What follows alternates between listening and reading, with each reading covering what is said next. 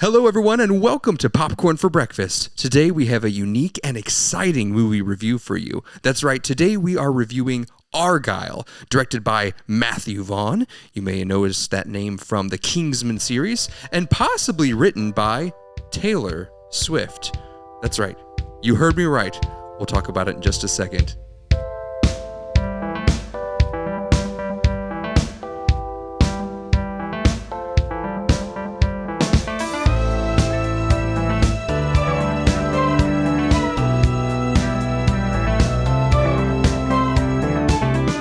Is Popcorn for Breakfast, presented by St. Louis Area Smoothie Kings.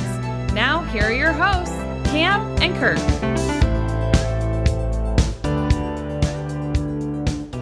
Cause now we got bad blood, and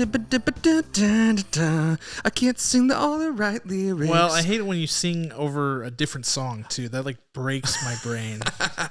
Are we starting with the Taylor Swift thing? Oh, I think we have to. So we have discovered something very special about this movie that we reviewed. I had no idea until... Discovered? No, yeah. I've known, Kirk. I've been on this from day one. Day one? Day one. Wow. That's impressive. I found the TikTok trend, and I was super sleuthing it. So here's the rumor. The rumor is that the newest movie by Matthew Vaughn, again, of Kingsman film fame, he is the director of the film. That's fact. That's not a rumor. But the rumor is that Taylor Swift, the billionaire musician extraordinaire, Taylor Swift, has possibly written this film. Incorrect. Written the book that the film is made. Oh, my bad. Yeah. See, I can't even get the rumor right. Jason Fuchs wrote the movie. So she may have written the source material for this under a different pseudonym. Take us through how Ellie Conway. How the connections for this came about. Yeah, so the book is written by an author named Ellie Conway. And the book, I don't believe, has come out, or the movie was due to come out before the book. Sometimes this happens in Hollywood. You get the movie rights get sold before the book is even released if it's a really hot movie. So like the Bong Joon-ho movie that's coming out soon, that is Mickey 17. It's based on a novel called Mickey 7, which at the time that the movie was announced, the book hadn't even been released yet. So it's crazy. I don't know why you would ever do that, but it's being done. Right. Apple paid $200 million for the rights to this book, and the author is someone nobody knows. By the name of Ellie Conway, which is also the name of a character in this movie, played by Bryce Dallas Howard. And so people started making assumptions about this character. People tried to reach out. There were various news outlets trying to get a hold of the author. And when they did, the only name they could find in connection with her was the name of a character. Hang with me here. This is convoluted. The only name they could find was the name of a character from an Australian soap opera called Neighbours, which is the same soap opera that Margot Robbie was on. And that character's birthday is December 13th. Oh my gosh. Which is the same birthday as Taylor Swift. And the movie, as you've probably seen in the promotional materials and the book as well, features a cat, a certain breed of cat. I'm led to believe by the TikTokers that this breed of cat is the same breed that Taylor Swift has three of. She has 3 cats, and they're all the same breed of cat, if I'm understanding correctly. Wow. And based on the Netflix film, what's it called, Miss Americana or something? Her concert tour movie prior to Eras. Yeah. She carries her cats around in a similar bag. What? And so various media outlets have refuted the report that Taylor Swift wrote this book. Like, there's all these articles. If you go search it, it's like, no, Taylor Swift didn't write Argylle. But nobody has a good reason. Like, nobody says who wrote it or how they know. They're just like, sources have confirmed that Taylor Swift did not write this. So, naturally, I think Taylor Swift wrote this. I'm with you, Swifties. I'm with you. All the TikTokers, let's go. Swiftie Nation, let's rock. Let's ride. He believes it. You have your friendship bracelets on right now? No, I don't. I'm very new to this. It's terrifying. Yeah. I don't know any of the inside jokes or the Easter eggs or any the of moments that. when you stand, you clap, you call back. I got to get up to speed, but I know one thing, and that's that she wrote the book that this movie is based on. You can't see this on camera, everybody, but over the stage left of our filming, Cameron has red yarn tied into 1,000 different pictures of Taylor Swift. Tell them. It just goes, the entire wall has been taken over. Cameron's kids have been taken away from him as of 5 minutes ago. Yeah, it's for the best, really. It's become an obsession, but we're going to get through it. I hope that one day we find the reality of this and that it is proven that it is her, or that Taylor Swift hires someone to pretend to be Ellie Conway. It's definitely, well, Taylor Swift, she loves this stuff. I think she likes all the intrigue, and otherwise she wouldn't do it. So she's not outwardly saying no, to my understanding. So I'm like, so it's somebody writing under a pseudonym. And I know like J.K. Rowling has written under a pseudonym before and released books. Lots of authors have done this. Dr. Seuss. Yeah. William Shakespeare. Sure. So, I mean, it's... the greats. It could be. And that's just the book. But we're here to talk about the movie. Wow. I'm so intrigued by this. I think we need to have like a 10-part mini series over this, so we're going to figure this out off camera and off recording. So bring it back. Stay tuned for that. So let's get right into this film. We're not going to sugarcoat anything for you today. That's the difference in this. And the reason we bring up that possibly Taylor Swift wrote the book, the source material that became the film, is because this movie is awful. Yes. Yeah, there's no way to amp up this movie. I think that this will be a good hate watch movie for you in the future, but by no means should anyone be spending their money on this. And they really didn't. If you looked at the box office number, it was under 40 million. No one went to see this that didn't have to see this. Yeah, it was a rare occasion. And for those of you who have been with us all these years watching this podcast, you know that Kirk and I try to avoid talking to each other about the movies as much as humanly possible. Sometimes we go to the movies and it's hard to avoid talking about it. There's a few comments here and there, but we really do. Like, we really put forth an effort to make sure that our viewpoints are as unobstructed as possible. This movie is one of the rare exceptions where both of us saw it separately and disliked it so much that we felt the need to reach out and say, listen, I don't think I can give an honest, unfiltered, I don't think I can find positive things to say about this movie. Yeah. We got to figure something else out. So we did. Yeah, that's right. So we'll still be spoiler free for this episode. That way you can watch this and make your own opinion, which is still important. Which the reviews are very mixed on this online. We're seeing some high reviews and we're seeing some very low reviews in other outlets. Well, the IMDb reviews are high. 6.1 out of 10.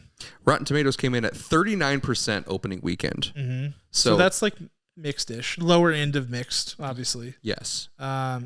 The 6.1 could be driven by Swifties. It could be all Swifties. It could be the Swiftie effect.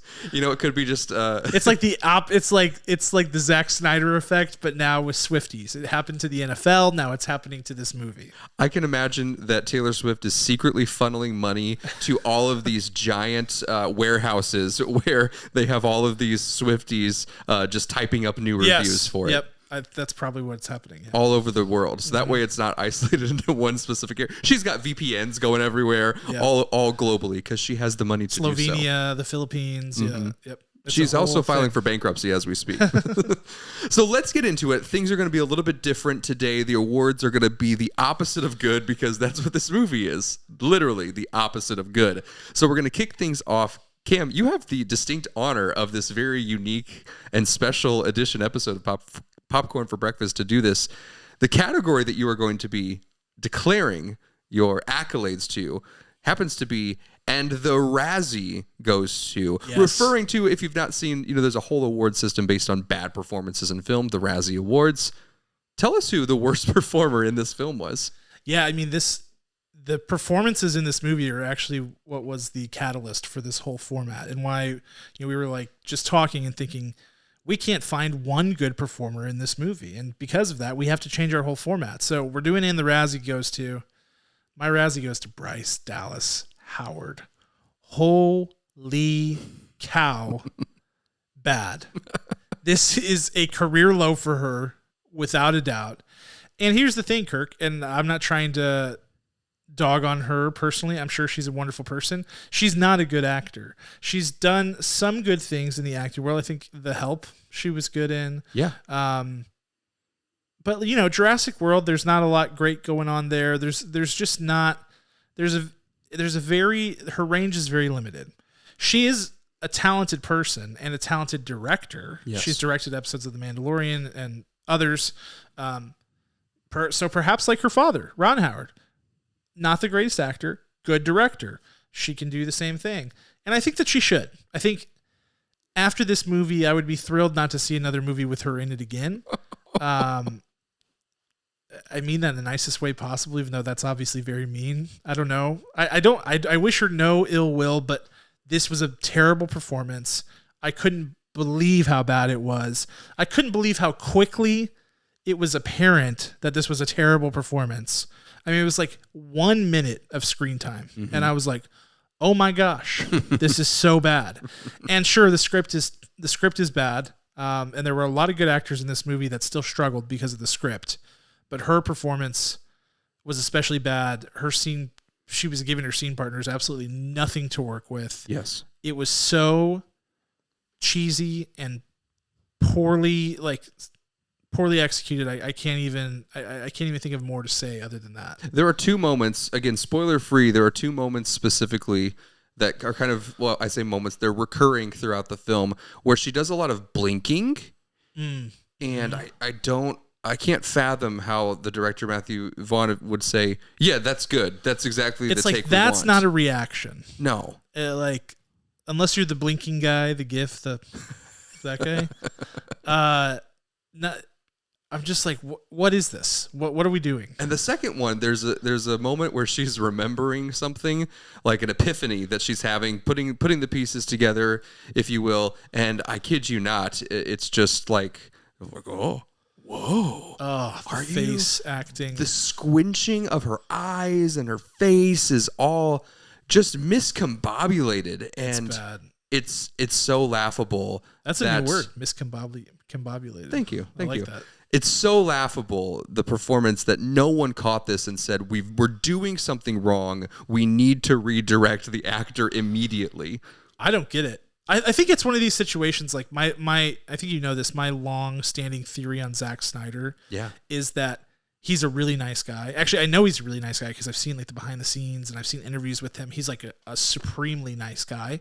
And that's why nobody will tell him like, hey, that was a bad take. Let me get another one. Right. Because he's just like, oh yeah, let's just go. That was great. Ugh.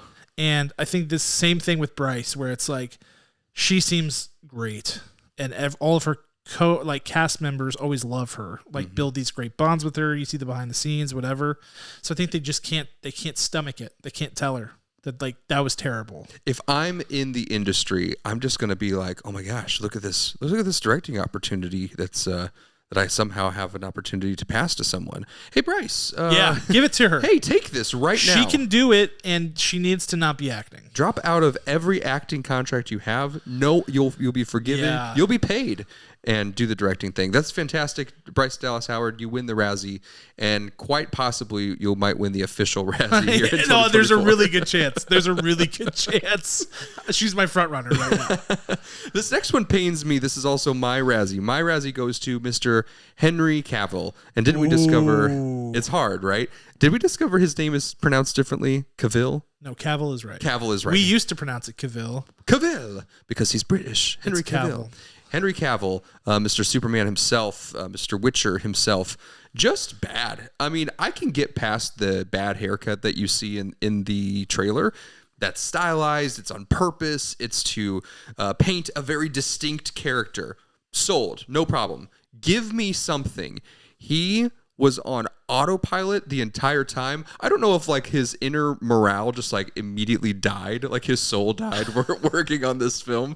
And he said, I can't put any effort into this because if people see me trying, then I'm going to overact and it's just going to be awful all around. Just awful. Just really, really also awful to see him suffer and squirm through this whole piece. I'm going to say something because you're 100% right. Career low for him. Yeah. Fair. Is that fair? Very fair. He didn't have that much screen time, though he gets top billing on everything here. You notice that? He's Superman. I know, but like Sam Rockwell's in this movie. He's an Academy Award winner, right? Or nominee? So. Definitely. Did he nominee. win for 3 Billboards? I thought he won Best Supporting for 3 Billboards. I think so too. Anyway, he's fantastic, and he should have been the top billing based on screen time level Bryce, of difficulty Bryce for the role. On screen time, she's she's the catalyst for the whole movie. She's the protagonist, right? So call sheet should have read call sheet and top billing Bryce followed by Sam Rockwell. It's very shocking that he's not in the top. Yeah, so I don't understand why Henry Cavill gets top billing, but here's what I'll say. I think I might be out on Henry Cavill. I think I might be. What about Enola Holmes? 1, not 2. I thought he was getting both. But better in 1. Only kind of good. Better in 1. I'm just saying, man, you look through the resume. Oh, no. It's mostly stinkers. Oh, no. I think it's mostly stinkers. Mission Impossible, Fallout, good. But we're talking, you know what I mean? Like this much talking happening there. Yeah. Otherwise, just fighting. I think he's good at the fighting. I don't know. I'll reserve judgment for one more film, but I'm telling you, he's on my list. Like, I think I'm close to out on him. This was bad. Cam is dropping ultimatums this entire episode, so be prepared. This was bad. Real quick, everybody run to IMDb, look up, make sure your favorite actors are not on there because they might end up on the dead list. It's true. On Cam's favorite actors. By the way, Sam Rockwell did win an Academy Award, so for 3 Billboards. So Best Supporting, correct? Best Supporting. There yes. we go. All right, on to our next. This is painful yet fun. On to our next award, typically described as Scene Stealer. Cam, I'm going to call this Scene Destroyer. Scene Killer. Ooh, Scene Killer. Scene Destroyer. I like it. Lovely. Scene Barfer. Someone who barfs all over this can. I don't know. It should have a stupid name because it's for stupid characters. Yes. Okay, I have to really think about this one because there's a lot of options. Okay. As you know. Do you want me to go first this time? No, Just to switch it up no. and steal yours. I'm going to go first and probably steal yours. Uh-oh. This is probably unfair, though, but I'm still going to do it. Ariana DeBose. I'm going with Ariana DeBose. That's not mine. Who gets very little screen time, but is awful in the screen time she gets. Because it's really like she's given nothing to go off of. But she does this. In this one scene, she does something with her body where she's like trying to look cool, and it's so bad. It's so bad. I laughed out loud. I was the only person in the theater who laughed at it, but I laughed out loud because I was so stupid looking. And Ariana, if you're listening, God love you, first of all. But you can sing despite the weird thing that happened at the Grammys. And you deserved your Academy Award for West Side Story. You were fantastic. This seemed like a paycheck kind of role because I think Apple was doling out tons of cash around this movie, which is why they got all these people. Right. You're better than this, and this was bad. So never again. That's all. Wow. Abysmal. She's forgettable. Her role is so small. It is very small, but it was so bad in the small time. It was like, yeah. There are options, but she was real bad. Yeah. This is also unfair. My Scene Destroyer goes to the stupid CGI cat in this film. Ooh. I mean, I guess this really goes to the entire CGI creative special effects team because awful. So this cat is like central to Bryce Dallas Howard's maybe it's her emotional pet, so I don't want to dog on it too much, but the cat itself looks terrible, does nothing for the story of this film, and I don't understand why they didn't just use a real cat in 90% of the cases. We see the cat in real time once at the beginning of this film. CGI the rest of the time. There are such bad scenes with the cat, like just being held. Yes. And you're like, why is this a CGI cat? It's just being held. It looks terrible. They needed a practical cat. There are trained cats out there that are losing work because of the CGI choice for this cat in Argylle. I am so offended by this. Yes. I'm calling SAG-AFTRA immediately following this you recording. should call PETA too. I think PETA as well. It's not cool. And yeah, it's like, why whenever someone if someone's holding a cat, you don't even need a trained cat for that. No. You need a cat that can sit still for a couple seconds, which is like any cat probably, or most cats. Yeah. And instead they did CGI, and it looks so bad because they're like moving their arm around, and the cat's moving in a unnatural way. This was like 1998 level bad looking, like Jumanji. Oh, Jumanji. Here's a deep cut, but this is actually a practical reference. In American Sniper with Bradley Cooper, they have to hold a baby, but the baby is a fake doll, and they're like tossing it around like an empty coffee cup almost. Oh no. It's terrible. They're like kind of having an argument. They're passing the baby. It's like, that is a 100% fake baby. You can see the seam on his head. That was a better choice than to have the CGI cat in Argylle. Yes. Yes. It's not even a question. Good. Let's move on, because otherwise the rest of the episode will be about that darn cat. Yeah. The next one, previously titled Showstopper, but not for our special episode. This one's called Biggest Trainwreck Moment. Yeah, good. Well, I think there comes a time early in the movie where you realize this thing is going to be a train wreck.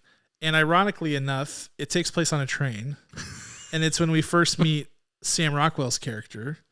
And, a spy fight scene ensues on the train. I think it's in the trailer, possibly. Yes. I hope so. It is. Pieces of it are. It is. And it is so poorly edited. And they're doing this weird thing where they're cutting back between like the real world and the meta world. Like when you see the movie, you'll understand what I'm talking about. And it's terrible. And they milk it way too long. And the action sequences don't even look good. They look super fake, like you're watching a stage show. And Matthew Vaughn is like supposed to be good at this. Like, I've seen the Kingsman movies, minus the most recent one, The King's Man. Same, the prequel, right? The prequel. I've seen Kick-Ass, and I've seen I think he did X-Men First Class, which was phenomenal. Yeah, great movies and good action movies. This was nuts, so bad, and the editing is what sticks out as so bad, so choppy. Things are not consistent. The constant cutaways to Bryce Dallas Howard's reaction to what's happening are terrible. It's too much. All of it was bad. That's the first scene where you're like, uh-oh. This is gonna be rough. That's fantastic. I was out much earlier than that.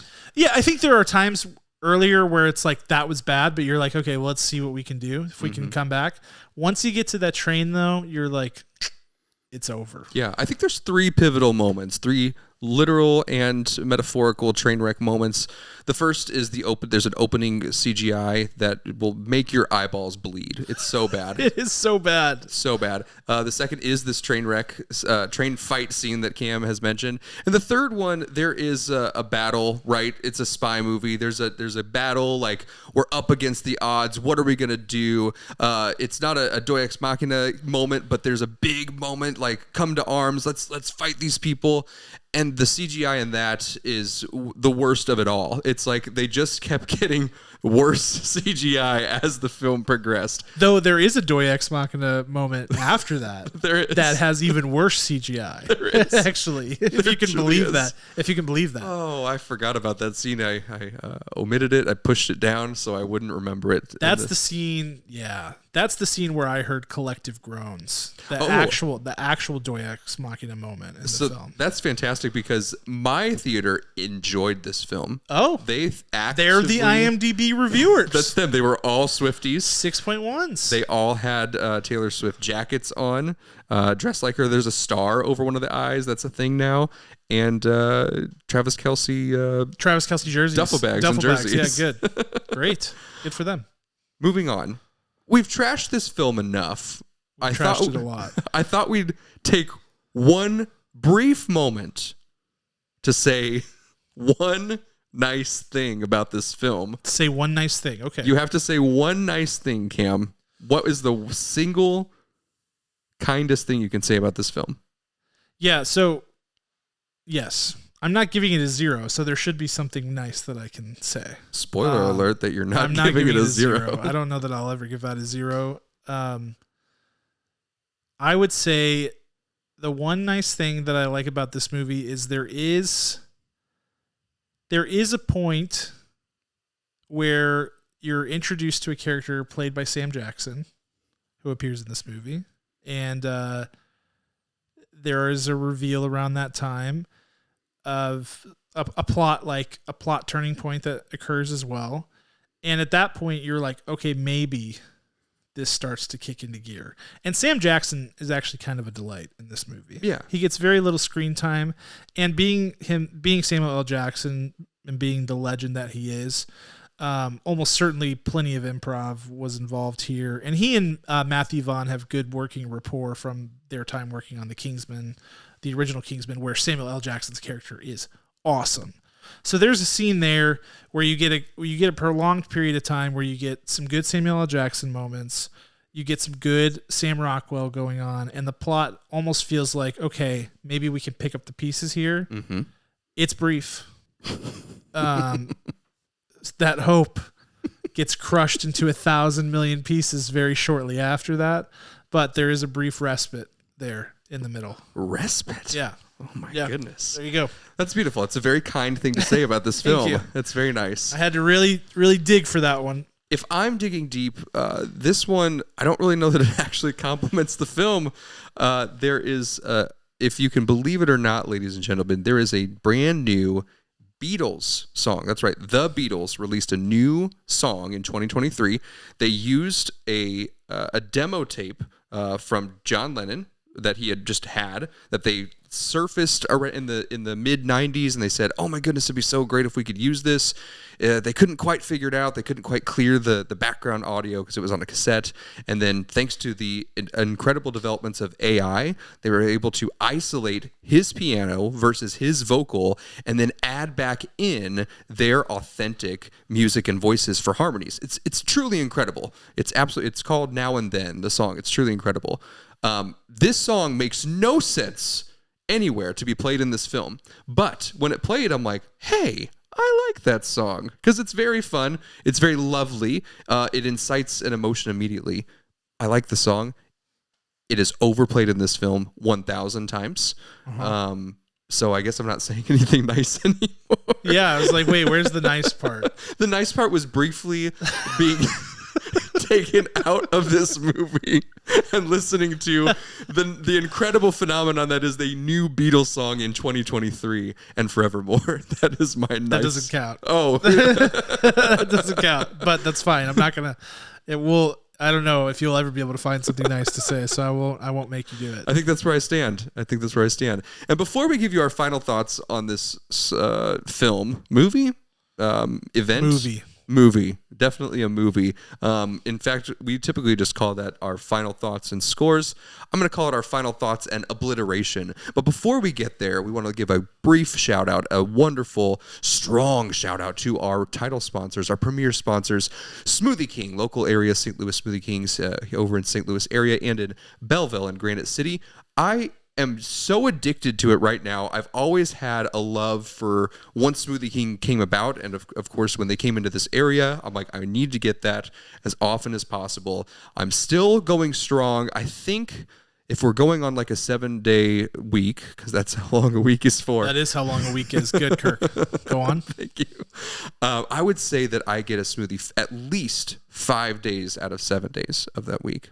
Yeah, I'm averaging 6 out of 7 right now. Well, so take that. Well, I didn't know this was going to turn into a competition. Saturdays, baby. Saturdays are such a good day to do it. I mean, I always feel better when I have a smoothie versus any other food. If I could replace all of my eating with smoothies, I think I would be so happy, and I would just switch it up between all of the incredible different flavors and combinations and additives and nutritional boosts and it just has everything there you can imagine for for your nutritional needs, to whatever your goal is, whether it is to get fit, to slim down, to bulk up.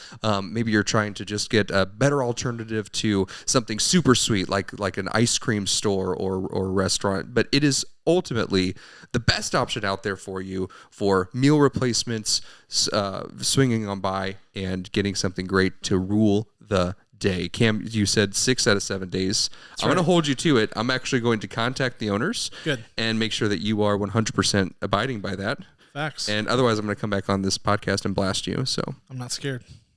I'm not that- scared he's at all. that I'm in. confident. I'm locked in. he's that confident. Rule the day, baby. 660 Carlisle Avenue, or over on Namioki Road in Granite City, or any St. Louis area Smoothie King. All right. Cameron, It's time. The day of reckoning has come. final thoughts and obliteration of Argylle. Yeah, so in all seriousness, this is a bad movie. The one redeeming quality was I went with my mom. Me and my mom have always bonded over action movies, spy movies, anything that's anything that's gonna get you fired up, that's gonna be like intense. Those are the kind of movies we like. And so I went with my mom, and it was enjoyable going to the movies. Always enjoyable going to the movies, especially when you have somebody to go with you. And so that was nice. Everything else was terrible. And I felt bad because, every week I'm like, hey guys, I'm going to the movies. I put a little text in the group chat for the family to see if anybody's available. And my mom was available this time. And I was like, awesome. It'll be great. I have somebody to go with. And then I had to take her to that garbage. And I was literally like, sorry, Mom. I'm really sorry. I didn't know anything about this movie going into it. Sorry, this was so bad. So yeah, I think there's not much more to be said other than what's been said. It's the most disheartening thing about this movie is that in the beginning, and I'll do this without spoiling, there is a scene that looks, the very first scene of the movie is like this big spy set piece with Henry Cavill and Dua Lipa, actually, and John Cena and others. And it looks dreadful. Yeah. Just terrible. The CGI is shockingly terrible and bad. Mm-hmm. But then something happens that makes you go, oh, that was a joke, mm-hmm. right? That's part of the tone. That's part of it was intentional. Yes. And you're like, whew, thank goodness. Only to be obliterated once more by figuring out that the rest of the CGI in the movie also looks like that. And yeah, people will say like, oh, well, that's Matthew Vaughn's, aesthetic or something. Wrong. No. I have seen Kingsman, and there are some awesome action set pieces in that movie, and the tone of that movie allows them to be absurd but still look great and be fun, and it's all a balancing act. The tone and the balance in this movie is so out of whack, and the CGI, regardless of what the tone of this movie would have been, does not work. It's horrible. It's so bad at times, particularly in the latter third, that it is just shocking. And the performances are terrible. The script is so bad. So even if you have a lot of good actors in this movie. Poor Sam Rockwell. He just could not. He was trying his best. Right. But he couldn't save this thing. Nobody could have saved this thing. So Matthew Vaughn has the ability to be a good director, but he's racking up a couple movies in a row here that are just not good, and I'm wondering where the magic has gone, because I didn't even like Kingsman: The Golden Circle, which is the second movie in the series, and this is a really bad entry. So I don't know what's happening. This was not it. I'm giving it a 1.3 out of 10. 1.3 out of 10. I mean, that's generous. I would. You're going sub 1? Are you going sub 1, Kirk? I don't know. I think that's unheard of. I don't think that's been done. It has not been done. To date, our lowest score was for a little film called The Kitchen. Oh, what did I give The Kitchen? So for The Kitchen, you gave it a 1.7. Ooh, ouch. So this is lower. This is the lowest. Wow. I gave it a 2.0 for The Kitchen back in the day. Not to be confused with the new action film or mafia film that just dropped on Netflix, It's also called The Kitchen. This movie is worse than The Kitchen. Yeah, that's what 2019. That's the line. That's the line. Like, is it worse? I think it is. It is worse for you. I don't know for me. We're about to find out. So a couple of other things I'd like to obliterate this film on. Again, sorry, movie, not a film. There's a joke, question mark, that Sam Rockwell says, just in passing, like a scene filler. He says, "French people give me the crepes." Oh, yeah, that's really bad. It's an actual line of dialogue in this film with the book rights purchased. Thank you. With the book rights purchased for $200 million from Taylor Swift, allegedly. There's a fight scene between, like a friendly kind of training scene, fought on the grounds of Sam Jackson's land, between Sam Rockwell and Miss Bryce Dallas Howard. Terrible. Absolutely garbage. Doesn't make any sense. And then there's a moment where I think that the entire hair, makeup, and costume team should never work in Hollywood again. There's a singular moment in which Bryce Dallas Howard steps out of a car and she looks like an SNL parody of Adele with the costume and the wig she has on. It's absolutely so frustrating to have someone of Hollywood status look the way that she looks in this scene, and for other parts of the film, they need to be fired. It's unacceptable. What's also ironic about this very moment that we're recording is that Cam has a Jurassic World Dominion poster just off stage left, and I'm staring at Bryce Dallas Howard as I say this. The hatred is just welling, not for her, but yes. She has been watching us this whole time, and now I'm having a little bit of guilt. Yeah. Not a lot, but a little bit. Also, it's in the corner, not hanging on the wall. Just so you guys know. That's right. I've been trying to get rid of this poster forever. If anybody wants it, comment below, please. It's yours immediately. I will ship it to you. I don't care. So, is this movie worse than The Kitchen? For me, I think The Kitchen is worse. Oh. But not by a lot. For me today, Argylle gets a 2.1 out of 10 kernels. Wow, you called my score generous. I know, but then I had to rethink quickly the entire film of The Kitchen with Elizabeth Moss ran back in my head, and I said, no, that movie doesn't deserve to be in existence.